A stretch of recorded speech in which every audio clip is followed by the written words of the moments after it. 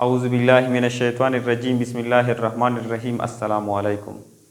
No दिन पहला हो मीडिया सर सुमरा लेक्चर कि मैं होटल मीडिया को पश्तो के वकड़ले नो मो को सिर्फ दे कि पीके दे पर अगर हो जखोना हबार चेनी द लेक्चर बदमरा महतनोरा हालक कसिहा नो मोता दा से सूड़ क्यों अगर मोता में सिजुनो रकड़ यार सर ची तो चिकी मतोर तरीका चिकी मदो दा बिल्कुल सर सही दो मीडिया ऑर्डर सौका तरीके से आप पीजू हाँ नो सरजी में जावे दा रिक्वेस्ट को उचित लेक्चर ची कि मैं दामिश तलिश बंदे पोड़ दे के वाके नो इंशाल्लाह देना पास के ची मुसमर हा लेक्चर इरसी इंशाल्लाह अब टोले जा पो और दे के कवा।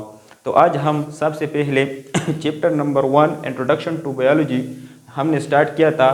तो इसमें टॉपिक का नाम क्या है? टॉपिक का नाम है classification of five kingdom system.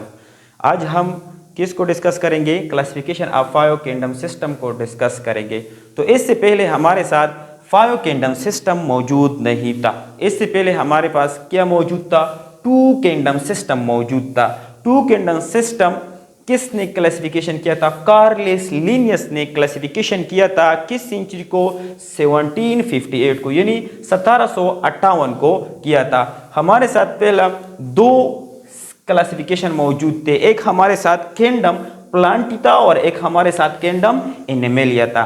लेकिन बाद में हमारे साथ एक और थ्री किंगडम सिस्टम का क्लासिफिकेशन हुआ। थ्री किंगडम सिस्टम का क्लासिफिकेशन इसी वजह से हुआ, हमारे साथ एक और ऑर्गेनिज्म था जिसका नाम था एयोग्लिना। एयोग्लिना में सब के सब कैरेक्टर मौजूद थे। किंगडम प्लांटी के कैरेक्टर भी मौजूद थे और किंगडम एनिमलिया के कैरेक्टर भी मौजूद थे। तो बहुत साइंटिस्ट ने सोचा कि इसके हम एक अलग क्या बनाएंगे? ग्रुप बनाएंगे। इसकी वजह से हमारे साथ ये फिर क्या हुआ? थ्री किंगडम हुआ। थ्री किंगडम क्लासिफिकेशन किस साइंटिस्ट ने किया था? अर्नेस्ट हैकेल ने किया था। किस सेंचुरी को किया था? 1866 को किया था। Three kingdom system classification Ernest Haeckel ने किया था। किस सेंचुरी को किया था? 1866 को। नो आज इसके बाद हमारे साथ मौजूद है फाइव किंगडम सिस्टम क्लासिफिकेशन, यानी फाइव किंगडम सिस्टम क्लासिफिकेशन हमारे साथ एक और साइंटिस्ट ने किया था, जिस साइंटिस्ट का नाम था रॉबर्ट वाइटेकर। रॉबर्ट वाइटेकर नाम था और किस सेंचुरी में किया था? 1969 को किया था। किस सेंचुरी में किया था? 1969 को classification of five kingdom system इसने किया था। रॉबर्ट वाइटेकर ने 1969 को किया था। तो सबसे पहले हमारे पास फाइव किंगडम मौजूद है।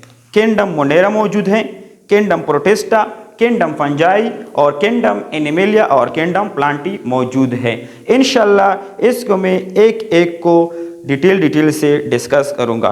तो सबसे पहले हमारे साथ किंगडम के लिए यानी क्लासिफिकेशन ऑफ फाइव किंगडम किस वजह से हुआ? क्लासिफिकेशन इसका तकसीम किस वजह से हुआ? तो इसका सबसे पहले बेसिस ऑफ क्लासिफिकेशन हुआ। बेसिस मतलब किस बुनियाद पर हुआ? यानी इसके साथ हमारे साथ सेलुलर स्ट्रक्चर की बुनियाद पर हुआ, सेलुलर ऑर्गेनाइजेशन की बुनियाद पर हुआ, मोड ऑफ न्यूट्रिशन के बुनियाद पर हुआ। सेलुलर स्ट्रक्चर में हमारे साथ प्रोकैरियोटिक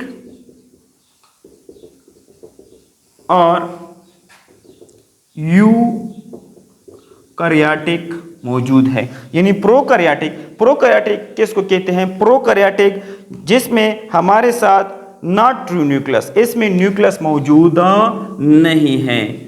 प्रोकैरियोटिक हमारे साथ वो होता है जिसमें न्यूक्लियस मौजूद नहीं होता, यानी जिस ऑर्गेनिज्म में परमानेंट न्यूक्लियस क्या होता है? मौजूदा नहीं होता है। यानी before, pro means before nucleus, eukaryotic means यानी ट्रू न्यूक्लियस। इसमें क्या मौजूद है? True nucleus. इसमें हमारे साथ परमानेंट न्यूक्लियस क्या होता है? मौजूद होता है। ये हमारे साथ ऐसे ऑर्गेनिज्म मौजूद है जिसमें हमारे साथ परमानेंट न्यूक्लियस मौजूद होते हैं, तो इसको हम क्या कहते हैं? यूकैरियोटिक कहते हैं। और ऐसे ऑर्गेनिज्म जिसमें हमारे साथ परमानेंट न्यूक्लियस मौजूद नहीं होते, तो इसको हम क्या कहते हैं? प्रोकैरियोटिक कहते हैं। नो इसके बाद हमारे साथ इसका basis of classification cellular organisation की वजह से हुआ। सेलुलर ऑर्गेनाइजेशन हमारे साथ एक हमारे साथ मौजूद है यूनिसेलुलर और दूसरा हमारे साथ मौजूद है मल्टी सेलुलर, और तीसरा हमारे साथ मौजूद है कॉलोनियल। हाँ, अब यूनिसेलुलर किसे कहते हैं? यूनिसेलुलर, यूनि मीन्स वन, यानी uni means one, made of one cell. ऐसा organism made of one cell, हमारे साथ ऐसा ऑर्गेनिज्म जो वन सेल से बना होते हैं, इसको हम क्या कहते हैं? यूनिसेलुलर कहते हैं। और ऐसा ऑर्गेनिज्म जो हमारे साथ वन सेल से नहीं, वन से ज्यादा, 2 और मोर सेल से बना होते हैं, तो इसको हम क्या कहते हैं? इसको हम मल्टी सेलुलर कहते हैं, यानी made of mini cell, made of mini cell. ऐसा ऑर्गेनिज्म जो हमारे साथ मेड ऑफ मिनी सेल, यानी बहुत सारे सेल से बना होता है, तो इसको हम क्या कहते हैं? मल्टी सेलुलर कहते हैं। तो फिर हमारे साथ क्या होते हैं? कॉलोनियल, यानी in the form of colony. ये हमारे साथ कैसे मौजूद होते हैं? इन द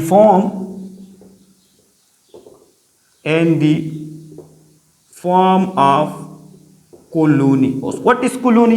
कॉलोनी किसे कहते हैं? जो हमारे साथ गुच्छे के शक्ल में होते हैं, गुच्छे जो हमारे साथ गुच्छे के शक्ल में होते हैं ना, तो इसको हम क्या कहते हैं? कॉलोनी कहते हैं। और इसके बाद इसका क्लासिफिकेशन किस वजह से हुआ? मूड ऑफ न्यूट्रिशन की वजह से हुआ, यानी इसका ग़िज़ात की वजह से इसका क्या हुआ? क्लासिफिकेशन हुआ। मूड ऑफ न्यूट्रिशन हमारे साथ मौजूद है। एक को हम क्या कहते हैं? ऑटोट्रॉपिक। एक को हम क्या कहते हैं? ऑटोट्रॉपिक। और एक को हम क्या कहते हैं? हेट्रोट्रॉफिक। अब ऑटोट्रॉपिक किसे कहते हैं? हेट्रोट्रॉपिक किसे कहते हैं? ऑटोट्रॉपिक हम इस चीज को कहते हैं those organism which cannot make their own food, यानी मुझे सरा those organism which can make their own food। Autotrophic हम किसको कहते हैं? मुझे सरा आगा टाइप का ऑर्गेनिज्म, और हमारे साथ ऐसा ऑर्गेनिज्म जो क्या कहते हैं? तो खुद खुराक तैयार कर लेते हैं, तो इसको हम क्या कहते हैं? ऑटोट्रॉपिक कहते हैं, यानी those organism which make their own food, those organism which make their own food। हमारे साथ ऐसे ऑर्गेनिज्म जो खुद के लिए खुराक खुद तैयार करते हैं, तो इसको हम क्या कहते हैं? तो इसको हम ऑटोट्रॉपिक कहते हैं। यानी ऑटो मीन्स क्या होता है? ऑटो का मतलब होता है automatic, traffic means food. Auto का मतलब क्या होता है? ऑटोमेटिक, ट्रैफिक मीन फूड, यानी ऐसे ऑर्गेनिज्म जो अपने आप को खुद खुराक तैयार कर लेते हैं, तो इसको हम क्या कहते हैं? ऑटोट्रॉपिक कहते हैं। यानी मसलन प्लांट ये क्या करते हैं? ये खुद को खुराक तैयार कर लेते हैं। और एक हमारे साथ हेटेरोट्रॉपिक है। हेटेरो मतलब डिफरेंट, हेटेरो कैसे कहते हैं? डिफरेंट को कहते हैं ट्रैफिक मीन्स फूड, यानी those organism which cannot make their own food। हमारे साथ ऐसे ऑर्गेनिज्म होते हैं जो अपने आप को खुराक तैयार नहीं कर सकते, खुद को खुराक तैयार नहीं कर सकते। मसलन हमारे साथ क्या होते हैं? एनिमल है और ह्यूमन है। ये क्या है? ये खुद को खुराक तैयार नहीं कर सकते, तो इसको हम क्या कहते हैं? इसको हम हेटेरोट्रॉपिक कहते हैं। अब क्या classification of bio kingdom system अब बहुत इजी है, बहुत आसान है। तो सबसे पहले आपको बेसिस ऑफ क्लासिफिकेशन को क्या होगा? सीखना होगा, यानी कंसेप्ट का क्लियर करना होगा। और इसके बाद हम क्या करेंगे? वन बाय वन को डिस्कस करेंगे। तो आज हम सबसे पहले किसको डिस्कस करेंगे? किंगडम मोनेरा को डिस्कस करेंगे। किसको डिस्कस करेंगे आज हम? किंगडम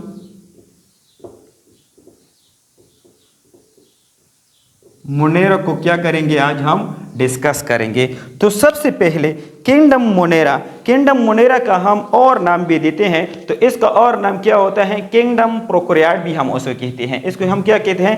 किंगडम प्रोकैरियोट भी कहते हैं। तो सबसे पहले किंगडम मोनेरा में बेसिस ऑफ क्लासिफिकेशन में आ जाए सेलुलर स्ट्रक्चर को देखे, किंगडम मोनेरा में सब के सब क्या होते हैं हमारे साथ, प्रोकैरियोटिक होते हैं। किंगडम मोनेरा में सब के सब क्या होते हैं, प्रोकैरियोटिक होते हैं। और इसके बाद हमारे साथ सेलुलर ऑर्गेनाइजेशन को देखें, सेलुलर ऑर्गेनाइजेशन में किंगडम मोनेरा में सब के सब क्या होते हैं, यूनिसेलुलर होते हैं। क्या होते हैं सब के सब हमारे साथ, यूनिसेलुलर। यानी यूनिसेलुलर किसको कहते हैं, यानी मेड ऑफ वन सेल, यानी ऐसे ऑर्गेनिज्म जो हमारे साथ एक सेल से बना होता है।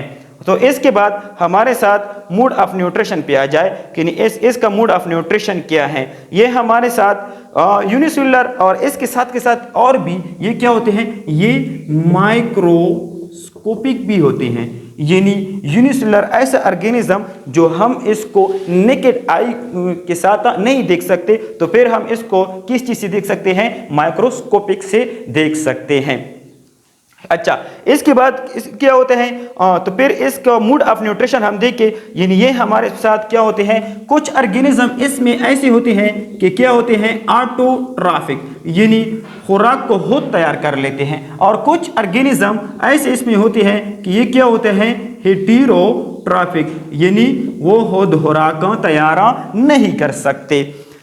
किंगडम मोनेरा में हमारे साथ कुछ ऑर्गेनिज्म ऐसे होते हैं कि ये क्या होते हैं, ये ऑटोट्रॉपिक होते हैं। और कुछ ऑर्गेनिज्म ऐसे होते हैं कि ये क्या होते हैं, हेटेरोट्रॉपिक होते हैं। यानी इसका मतलब ये है कि हमारे साथ किंगडम मोनेरा में ऐसा ऑर्गेनिज्म भी होते हैं जो खुराक को खुद तैयार कर सकते हैं, और ऐसे ऑर्गेनिज्म भी होते हैं जो खुद खुराक तैयार नहीं कर सकते। तो फिर हम इसको क्या कहते हैं, हेटेरोट्रॉपिक कहते हैं। अब हम क्या देखें, अब हम इसका सेल वॉल देखें। इसका सेल वॉल क्या होता है, इसका सेल वॉल किस चीज से बना होता है।